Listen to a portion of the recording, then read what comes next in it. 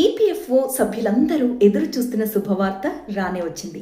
మరికొన్ని రోజుల్లో మీ పీఎఫ్ డబ్బుల్ని ఏటీఎం నుంచి విత్డ్రా చేసుకునే అవకాశాన్ని కేంద్ర ప్రభుత్వం అందుబాటులోకి తీసుకొస్తోందన్నమాట.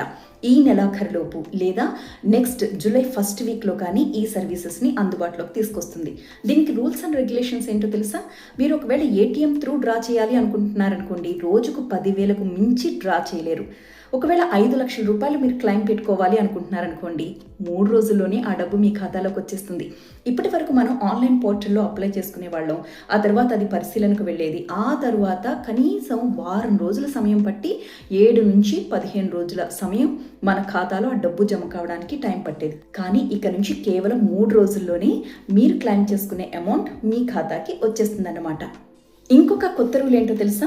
ఉద్యోగం మారినప్పుడు మీ పీఎఫ్ మొత్తాన్ని ఒక ఖాతా నుంచి ఇంకో ఖాతాకు మార్చుకోవడానికి ఫామ్ 13 నింపాల్సి వచ్చేది. కానీ ఇక మీదట ఇది ఆటోమేటిక్గా జరిగిపోతుంది. మీరు కంపెనీ మారినప్పుడు మళ్ళీ పీఎఫ్ ఖాతా కొత్తగా తీసుకోవాల్సిన అవసరమో, లేకపోతే అక్కడ పీఎఫ్ని ఇక్కడికి బదలాయించుకోవడానికి ఫామ్ 13 నింపడమో అవసరం లేదు. ఆటోమేటిక్గా అదే చేంజ్ అయిపోతుంది.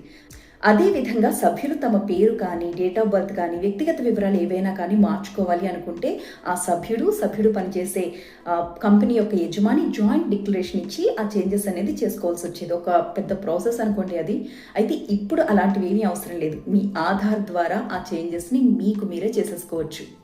ఈ కొత్త సౌకర్యాలతో ఉద్యోగులకి ఏంటయ్యా ప్లస్ పాయింట్స్ అంటే పేపర్లెస్ వర్క్, ట్రాన్స్పరెన్సీ, అలాగే వేగవంతమైన సర్వీస్ అన్నమాట.